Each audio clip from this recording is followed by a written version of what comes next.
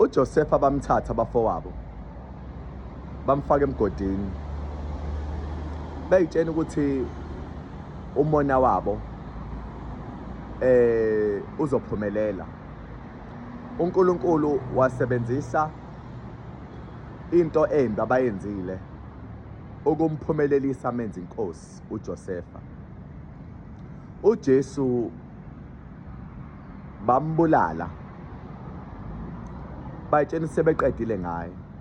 Ngosuku lwesithathu wabuyela emandleni akho kuba uNkulunkulu nenkosi phezu kwakho konke. Namhlanje ngifisa ukusho ukuthi bazozama ukukungcwaba uphila, ziningi izinto abazozenza kuwena thinking sebekunqobile. uNkulunkulu la uyazi ukuthi it's not your end as yet. There are many occasions whereby abantu who are surrounding me bejabula if my life goes down, and uNkulunkulu being who he is asebenzele lo thuba to sneak me out of chaos, out of focus of envy, angifake endaweni la khona ngizoba kwispace sakhe. I'm letting you know ukuthi uNkulunkulu uma ekuthandile konke okwenziwa kuwena kusebenzelana kube ngokuhle. Inzondo yabo yakuphakamisa, ukukulisa kwabo kuyisa phambili, ukukuhleba kwabo yak-advertiser, ukukuziba kwabo yakusindisa. Ingakho kumele understand ukuthi God have been always there, and lento ekuthiwa umona ukayisebenzise just as a fuel or petrol to make impilo yekholwa or yomuntu onenhliziyo emnene go forward. Ngifisa ukutshela la ukuthi uma usuqala ukuba nomona ngeke ukwazi ukuya phambili. Better leave umona usadeveloper and say, uNkulunkulu, I'm grateful for impilo yalo mzalwane.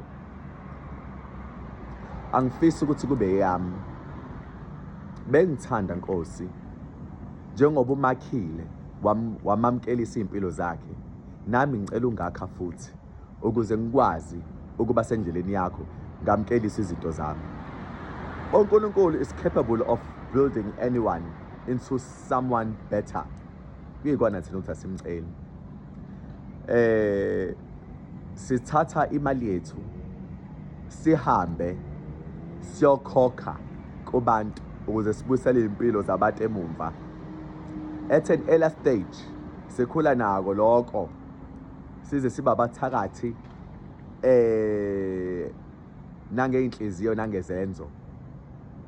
Kumele wazi ukuthi lokho kwenzayo kubantu uNkulunkulu nawe yakubona, but umona nje ubuthakathi.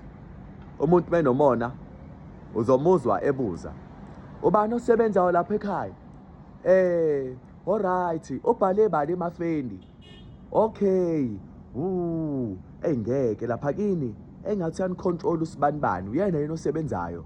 These people they act as if they are interested, but they are not interested in helping. They are curious.